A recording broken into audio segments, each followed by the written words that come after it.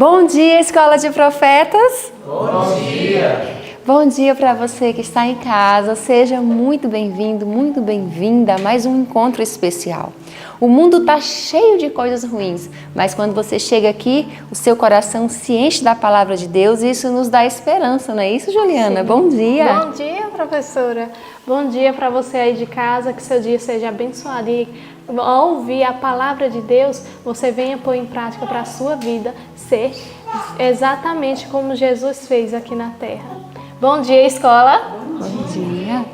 Vamos orar ao nosso Deus, chamar Ele para pertinho da gente.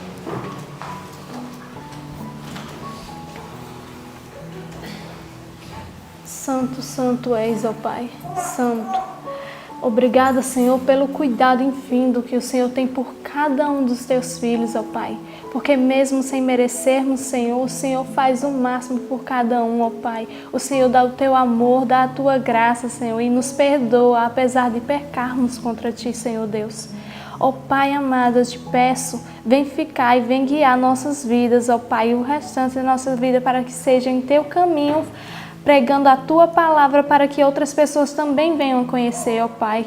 Senhor Deus, também te peço, fica conosco no restante desse culto, Senhor, para que cada palavra venha ser entesourada em nossos corações, para que venhamos pôr em prática, ó Pai, em nossa vida, cada palavra, cada disciplina, cada coisa que o Senhor mandou que venhamos fazer para seguirmos retamente, Senhor, de acordo com o Teu caráter, ó Pai. Também te peço pelo hino que vamos entoar ao Senhor agora, ó Pai, pela palavra que vai ser dita, mas também te peço pela família de cada um, ó Pai, que o Senhor visite esses lares que estão nos assistindo, Senhor, venha fazer uma reforma em cada família e para que elas vejam, Senhor, que só o Senhor é Deus, só o Senhor pode mudar as vidas, Senhor. Também te peço, ó Pai, que o Senhor toque no coração de cada uma dessas pessoas para que elas venham passar a mensagem avante, venham passar esse vídeo para que outras pessoas também venham conhecer a Tua palavra, Pai, outras pessoas também venham aprender de Ti, ó Deus. É isso que eu te peço e agradeço, em nome de Jesus. Amém. Amém. Amém. Como é bom estar pronta, né, Juliana? Sim. Estar pronto.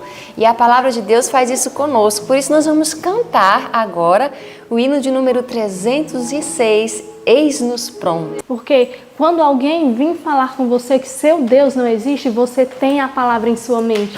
Você tem a palavra entesourada em seu coração e pode provar que o seu Criador, o seu Pai Celeste, sim existe. Não só existe, mas também cuida dos seus filhos.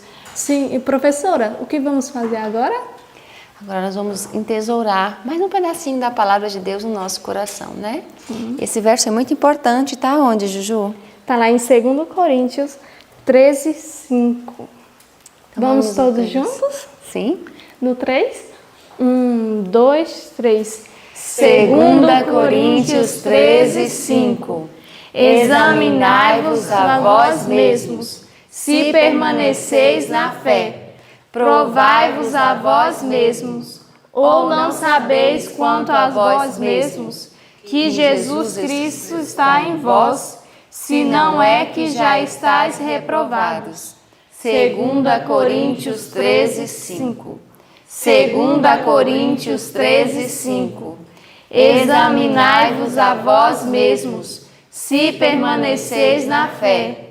Provai-vos a vós mesmos, ou não sabeis quanto a vós mesmos, que Jesus Cristo está em vós, se não é que já estáis reprovados. 2 Coríntios 13, 5. 2 Coríntios 13, 5. Examinai-vos a vós mesmos, se permaneceis na fé. Provai-vos a vós mesmos, ou não sabeis quanto a vós mesmos, que Jesus Cristo está em vós, se não é que já estáis reprovados. 2 Coríntios 13, 5. Amém. Amém. Que possamos guardar a palavra de Deus no coração. E agora você vai ter um momento especial de recapitular conosco esse ano bíblico tão especial de hoje, não é, Juju? Sim. Que Deus abençoe você e a sua família e até a próxima. Até a próxima. Louvado seja Deus por mais um hino, louvado seja o Senhor, porque dia a dia Ele nos permite estudar Sua palavra, gravarmos o ano bíblico também. Permite a você, amigo, assistir, acompanhar, ler também, acompanhar conosco. Louvado seja o Senhor, porque essas oportunidades de crescimento espiritual Ele sempre nos dá. Que Ele possa abrir nossa mente para que nós possamos compreender cada dia mais as suas preciosas verdades. E a nossa leitura desta manhã foi direcionada para o livro de Jeremias, capítulo 51, capítulo 52, encerrando o livro de Jeremias, e João, capítulo 6, do verso 22 até terminar o capítulo 6, o restante dos versos, até o 71. E nós estivemos lendo então em Jeremias alguns acontecimentos a respeito de Babilônia, e no livro de João é o que nós iremos associar com o livro Desejado de Todas as Nações, capítulo 41, que fala da crise na Galileia. E antes de nós entrarmos no Desejado, então, de Todas as Nações, vamos para o livro de Jeremias, capítulo 51 e o capítulo 52, que vem falando um pouco do triste fim que Babilônia iria encontrar, e no capítulo 52, o triste fim que Judá ele acabou encontrando pelas mãos de Babilônia. E quando o povo de Babilônia, quando aquela nação caldeia ali, ele vem para se apossar, e aqui já no capítulo 51 é Jeremias, ele meio que dando uma profecia, já como se Babilônia já tivesse se apossado, e aí ele dá detalhes a respeito da queda de Babilônia. E todos esses detalhes que nós estamos estudando, parece que a história ela se alonga e que são em momentos diferentes. Mas tudo isso que nós estamos comentando agora é para suprir a necessidade que nós não lemos ao decorrer de quando essa história foi abordada. Essa história já foi abordada por nós aqui. No livro Profetas e Reis, nós estudamos todo esse contexto. Mas agora nós estamos completando a lacuna aí dos livros que faltavam do Antigo Testamento. E a história que nós estamos então voltando e estudando é a queda de Judá. Israel já havia caído e agora Judá vem cair também nas mãos de Babilônia, nas mãos de Nabucodonosor. Nós voltamos lá para o tempo próximo a Daniel, profeta Daniel. Esse é o tempo que nós estamos estudando. Daniel ele vem fazendo parte do cativeiro ali babilônico, ele é levado através dela. E quando eles levam o povo para lá, Deus ele não deixa os seus exilados ali sem esperança. Ele mantém a esperança no coração deles para que todos entendessem que Deus ele estava usando Babilônia como um meio de punir o povo, para que eles aprendessem, para que eles entendessem, mas que Babilônia ela cairia também. E que o povo de Israel, se ele fosse fiel e quisesse se arrepender, eles seriam novamente uma nação e Deus conduziria novamente os seus passos. E essa mensagem de conforto a gente vê no verso 5 do capítulo 51. Porque Israel e Judá não enviovaram do seu Deus, o Senhor dos Exércitos, mas a terra dos caldeus está cheia de culpas perante o Santo de Israel. E por mais que eles estivessem então exilados, cativos, aí Deus ele manda essa mensagem por meio de Jeremias: olha, o esposo de vocês não morreu, vocês não estão viúvos, eu desposei vocês e eu ainda continuo vivo e continuo mantendo vocês não são viúvos, eu sou o marido de vocês, eu cuido de vocês. E essa era a mensagem principal ali para o povo. E olha só o interessante que diz no verso 7. A Babilônia era como um copo de ouro na mão do Senhor, o qual embriagava toda a terra. Babilônia foi ali um instrumento que Deus utilizou para disciplinar as outras nações. Algumas, além do povo de Judá, outras nações foram disciplinadas ali pela Babilônia através da mão de Deus. E Deus não queria apenas disciplinar as outras nações, mas queria também curar, sarar e salvar a própria Babilônia. É o que diz no verso 9. Queríamos curar Babilônia, ela, porém, não sarou. Deixai-a e cada um vá para a sua terra, porque o seu juízo chega até ao céu e se eleva até as mais altas nuvens. Olha só o propósito de Deus ao usar Babilônia para repreender outras nações, para repreender o seu povo de Judá e para levar o povo de Judá cativo para a terra caldeia. Era para que, ao fim de tudo, todos fossem conduzidos à salvação. Todos os caminhos de Deus, por mais que às vezes pareçam difíceis, tortuosos, o objetivo é somente um: salvação. Encontrar, levar salvação para todas as pessoas, seja por meio de dificuldades, de flagelos, de cativeiros, como aqui no povo de Judá, e dificuldades também em nossa vida. Ontem nós lemos, no livro Desejado de Todas as Nações, falando aqui, lembrei dessa parte que diz no capítulo 40, na página 380, no final da página diz assim: acham-se em meio às turbadas águas, tinham os pensamentos dos tempestuosos e desarrazoados. O Senhor lhes deu alguma coisa a mais para lhes afligir a alma e ocupar a mente. Deus assim faz muitas vezes, quando os homens criam preocupações e aflições para si mesmos. Os discípulos não tinham necessidade de criar perturbação, já se avizinhava o perigo. E nesse texto ele diz que os discípulos eles estavam sofrendo por algo imaginário. E já que eles estavam querendo sofrer, então Deus ia dar uma razão para eles sofrer. Para que eles pudessem cair em si, de que aquele sofrimento inicial não era real. E que eles não necessitavam sofrer antes do tempo. E Deus ele usa dessa maneira, mandando às vezes algumas dificuldades. E aí ele vem falando, vem narrando toda essa queda de Babilônia durante o capítulo 51. E eu achei interessante o que diz no verso 57 do capítulo 51, que diz assim: embriagarei os seus príncipes, e os seus sábios, os seus governadores, e os seus vice-reis, e os seus valentes. Dormirão sono eterno. E não acordarão, diz o rei, cujo nome é Senhor dos Exércitos. E vem aqui Deus falando sobre a punição ali da Babilônia, dos seus comandantes, dos seus príncipes, de que Deus os faria descansar, mas os faria descansar de uma vez por todas. E aí nós entendemos, o que Deus quer dizer com essa linguagem, que seria a perdição, a morte eterna, a consumição, ser consumido ao final de tudo.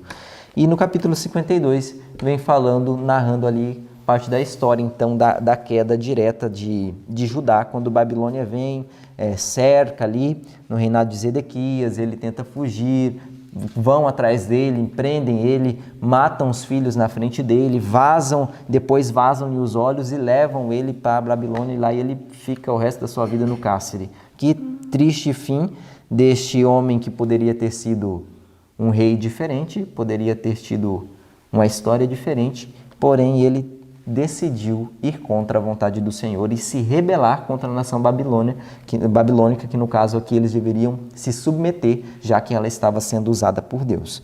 Que nós também possamos prestar atenção nas repreensões que o Senhor nos faz, nas direções que o Senhor nos ordena, para que não caiamos no erro de estar lutando contra Deus e também encontrar um fim miserável, como encontrou Zedequias e muitas outras nações, e até inclusive o povo de Judá, por não obedecer ao Senhor. Enquanto você falava, eu fiquei pensando, o caminho da queda sempre começa quando a gente deixa de confiar que Deus tem razão, que Deus tem certeza, e aí a gente passa a confiar em nós mesmos. Quantas vezes o Senhor advertiu ali o povo de Israel, quantas vezes o Senhor falou que seriam levados cativos, mas eles tinham uma certeza, um modo de pensar, e eles não aceitavam o que Deus dizia. E ontem nós estudamos aqui, e agora eu convido você a ir para João, no capítulo 6. No estudo de ontem, o Senhor nos revelou coisas maravilhosas. E nós vimos ali que o povo, eles estavam totalmente certos e convictos de que Jesus deveria ser levado a rei, de que Jesus era modesto demais, por isso que ele não estava aceitando ser rei. Mas se eles insistissem mais, quem sabe? E aí eles saem da presença de Jesus insatisfeitos, murmurando, como bem apresentou o David aqui e o Júnior. E eu achei interessante. E eu até comentei como que Deus faz as coisas interessantes. Porque eles queriam dar uma coroa de rei para Jesus. Essa era a certeza que eles tinham no coração. Mas qual era a coroa que estava reservada para o Messias? Era a cruz. De espinhos. Eles queriam mesmo elevar Cristo ao trono de rei, colocar ele como majestade. Mas ele seria elevado ao quê? À cruz. Que contraste entre a certeza humana, a opinião humana, quando nós estamos certos de algo, mas a maneira que Deus vê destoa bastante. E o Senhor Jesus estava ali lutando com aquela multidão para que os olhos deles fossem abertos para uma realidade maior do que simplesmente glórias e benefícios mundanos, terrestres. Amém. Então, pode falar. E é justamente isso, quando nós passamos a ter uma visão errada, uma visão contrária de Deus, ali é o nosso caminho do fracasso. Deus sempre tem a visão certa. Quando a gente lê a Bíblia, nós temos que entender da maneira que Deus entende. Orar a Deus para que Ele nos faça entender da maneira que Ele entende, não da maneira que a gente quer ou que a gente acha mais fácil. Não? Sim. E agora a gente prossegue numa parte interessante, que é continuando o de ontem. Aqui no capítulo 41 do Desejado, diz que estava em crise ali a Galileia. Ontem, você lembra, Jesus tinha ficado, os discípulos tinham ido na frente no barco, Jesus tinha ficado para despedir a multidão e não tinha mais barco naquele lugar, e Cristo ficou ali sozinho. E nós vimos aqui que o povo depois voltam a Betsaida à procura de Jesus. Isso é o que diz no verso 22, o início da nossa leitura, no capítulo 6 de João, diz, verso 22. No dia seguinte, a multidão que ficara do outro lado do mar notou que ali não havia senão um pequeno barco e que Jesus não embarcara nele com seus discípulos, tendo este partido sós. Então, eles perceberam, né? Lembrando da história de ontem, e se a gente pode pegar todo esse conteúdo e ler, se você ler atentamente, você vê que esse dia ele foi um dia memorável, onde Jesus ele multiplica os pães, onde ele despede os discípulos, caminha sobre a água, e ele já veio parar naquele lugar ali, já depois de um momento, de um milagre também interessante. Então foi um dia marcante, memorável. E aí quando Jesus ele fica para trás, os discípulos vão, né? Que é quando o momento que Jesus vai sobre eles andando sobre a água. E o Jesus ele ficou para despedir a multidão. E a multidão foi embora. E no outro dia a multidão voltou, pensando, Jesus não tinha para onde ir. Os discípulos já foram, não tinha barco no lago para ele atravessar o lago. Para onde ele ia? Ele ficou lá orando, deve estar lá até agora, nós vamos lá e a gente vê ele novamente. Chegaram lá, não estava mais lá. E eles ficaram se questionando, mas como que ele sumiu daqui se não tinha mais barco? E aí eles se dirigem para o outro lado, né? Daí eles vão para Cafarnaum, querendo encontrar Jesus. E isso é o que a gente, quando ele chega lá, a gente vê o seguinte relato, verso 24 do capítulo 6, né? Diz, quando, pois, viu a multidão que Jesus não estava ali, nem os seus discípulos, tomaram os barcos e partiram para Cafarnaum à sua procura. E, tendo-o encontrado no outro lado do mar, lhe perguntaram, mestre, como chegastes aqui?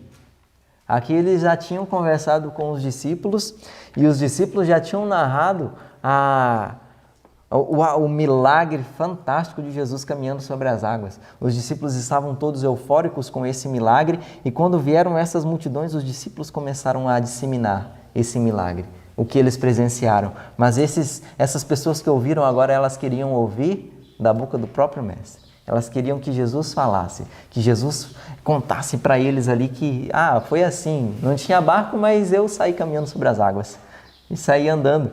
E Jesus, ele entendeu que eles estavam questionando eles para saber mais do milagre e receber mais coisas. Há algum problema em receber mais coisas? Deus, ele pode nos conceder mais coisas? É errado nós pedirmos mais coisas a Deus?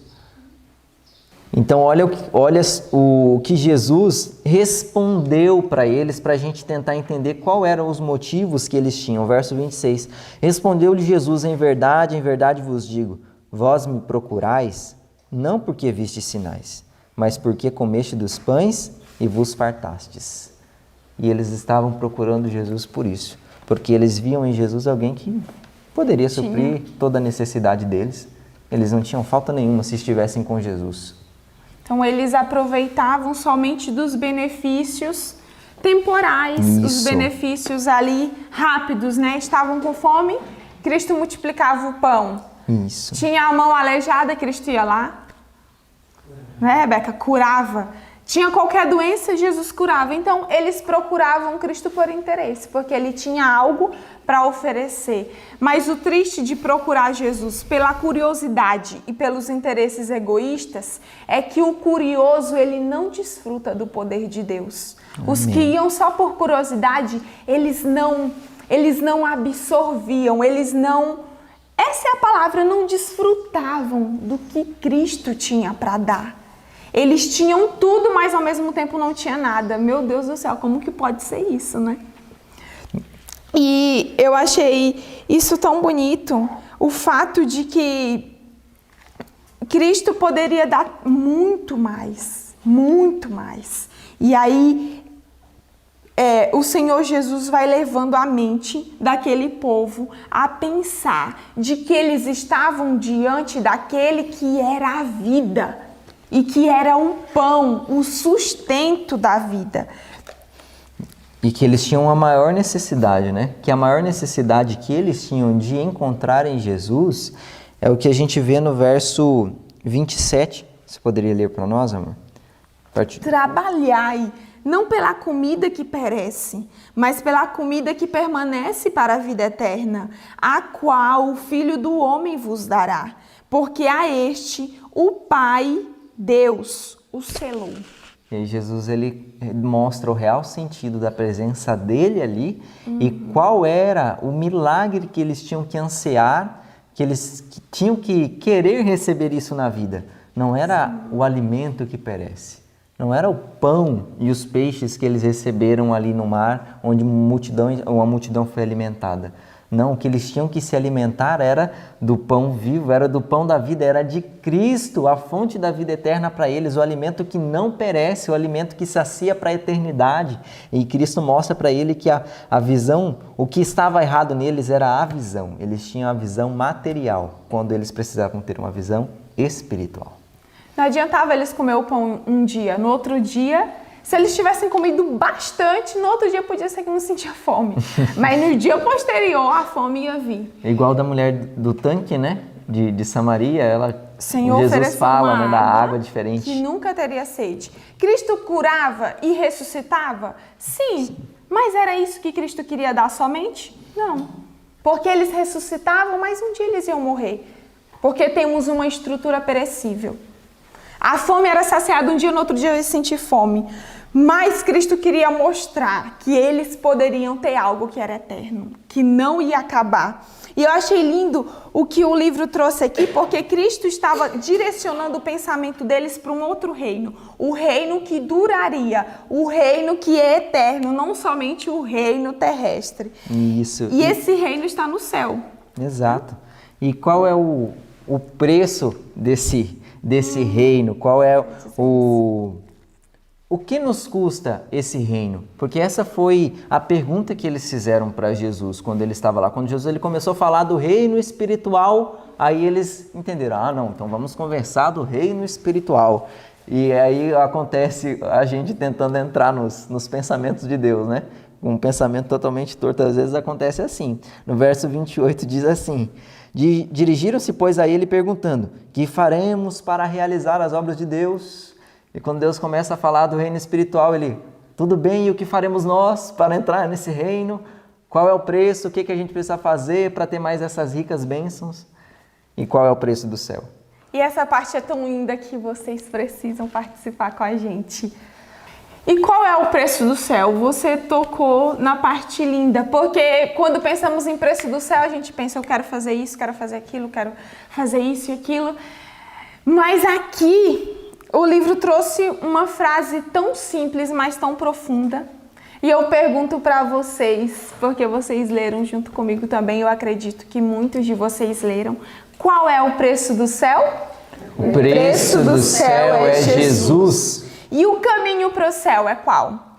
O caminho para o céu é a fé no Cordeiro de Deus que tira o pecado do mundo. salvação sem Cristo não existe, nunca existiu, nunca existirá.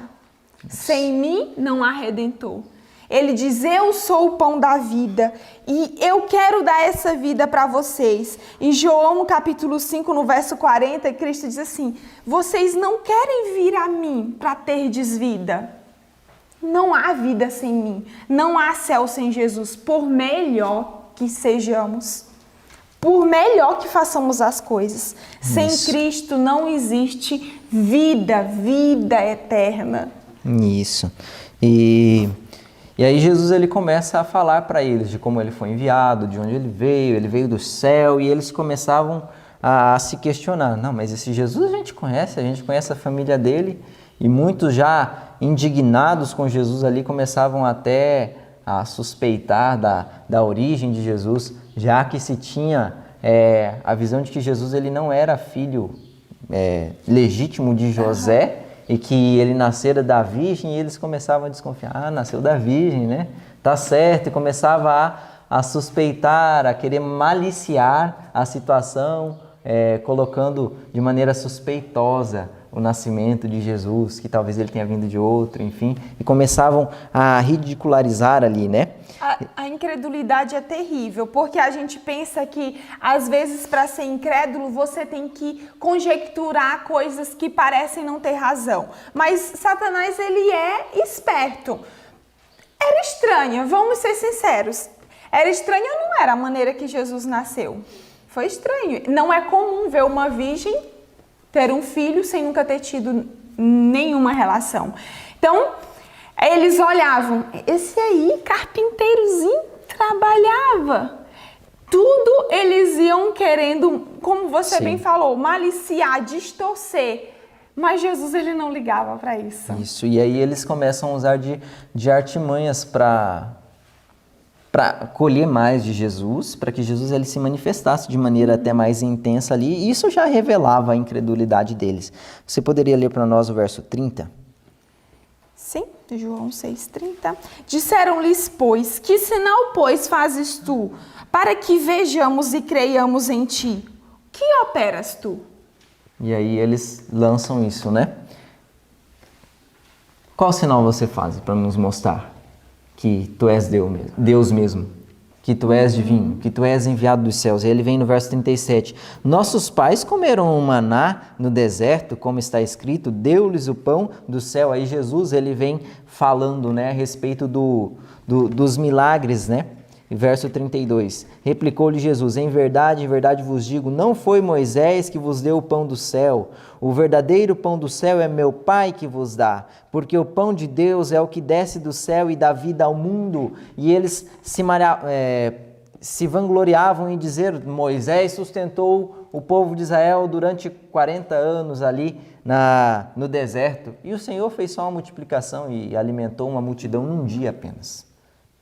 E eles esperavam que o Messias ele viesse para manifestar maior poder que Moisés.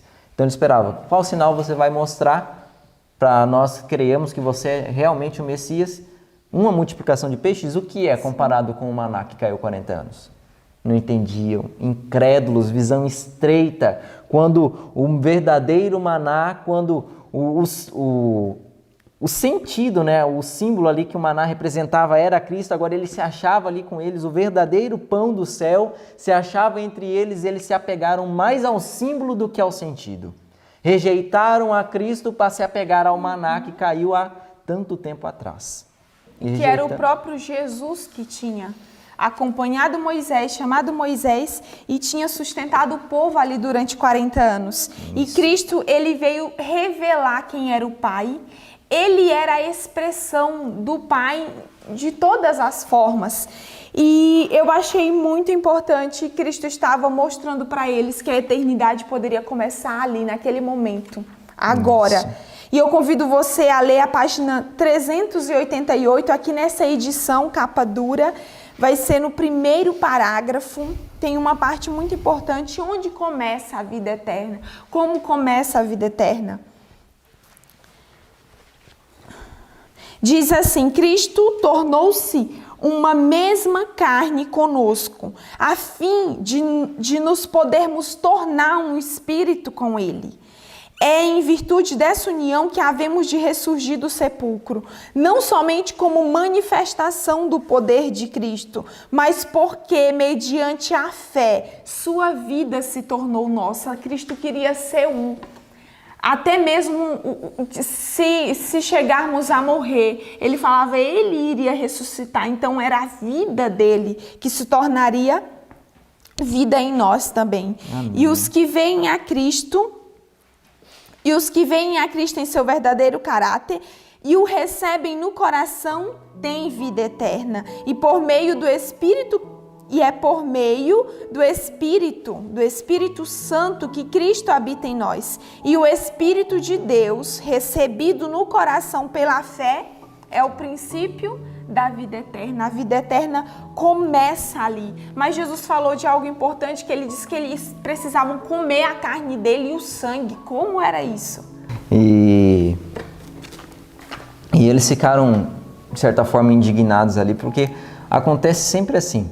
Quando a pessoa ela não quer entender algo, ela inventa desculpas, entende de maneira distorcida. Eles compreendiam no fundo o que Jesus estava querendo dizer, mas porque eles fecharam o coração para não compreender, como que eles entenderam as palavras de Jesus? De maneira literal.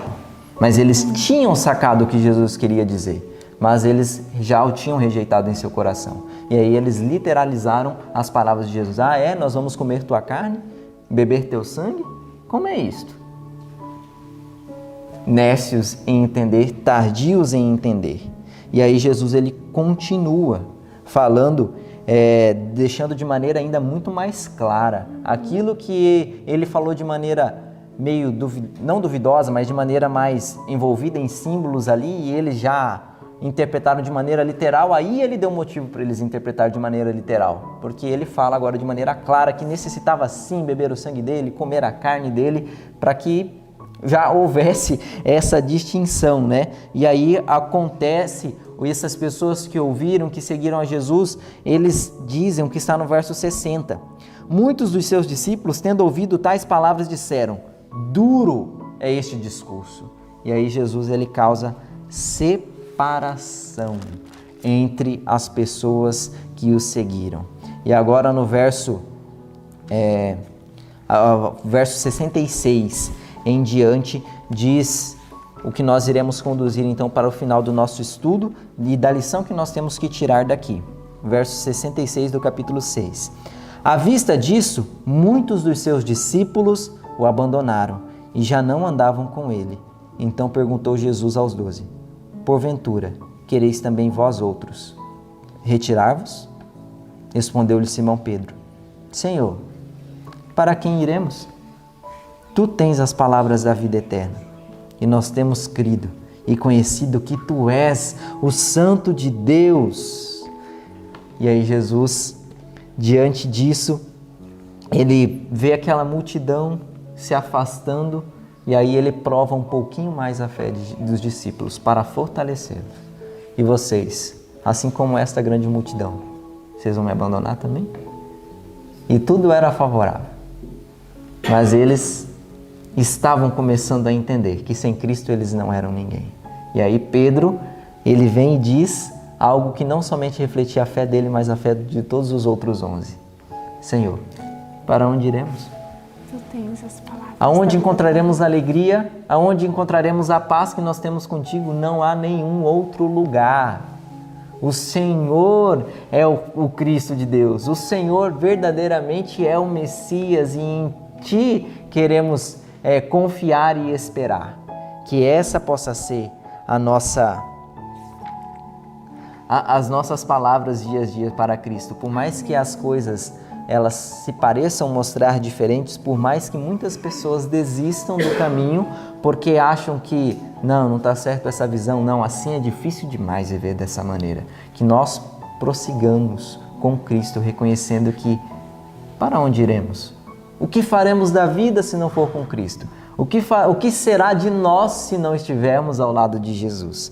Que Deus, Ele nos conforte e que nós não possamos de maneira alguma ser pessoas movidas pelas circunstâncias, Na página 392, leu um parágrafo para nós encerrarmos. No penúltimo parágrafo diz assim: o louvor e a lisonja lhe seria agradável ao ouvido, a verdade, porém, é mal recebida, não o pode ouvir. Quando as turvas seguem e as multidões são alimentadas e se ouvem gritos de triunfo, sua voz elevava-se em louvor. Mas quando o Espírito de Deus lhes revela o pecado e os convida a deixá-lo, volvem as costas à verdade e não mais andam com Jesus. Jesus, ele faz dessa maneira. Por mais que ele queira nos revelar milagres e demonstrar que ele é grande e poderoso para solucionar muitos problemas de nossa vida, o maior problema que ele quer solucionar em nós é o problema do pecado. E isso ele vai solucionar com o Espírito Santo, gravando em nosso coração a nossa inferioridade, a nossa necessidade dele, qual é o nosso pecado. E muitos nesse momento não querem ser censurados. E aí volvem às costas de Jesus e vão andar sozinhos. Que nós não possamos ser esses, que ao reconhecer os nossos pecados, abandonemos de Jesus para seguir os nossos próprios caminhos, mas que assim como Pedro, possamos exclamar dia a dia: para onde iremos? Só tu tens as palavras da vida. Amém? Que o Senhor nos ajude a termos a visão correta, a termos a visão espiritual, a buscarmos o alimento espiritual que permanece para a vida eterna e não nos atermos às coisas circunstanciais desta vida, e que por mais que o mundo inteiro te negue, nós possamos estar firmes confiando em Ti, confiando que o Senhor nos conduz para o melhor. O Senhor é a vida eterna e que nós possamos crer nisso dia a dia. Alimenta-nos do pão da vida neste dia, que Teu Espírito Santo seja derramado sobre nós, em nome de Jesus. Amém. Até amanhã.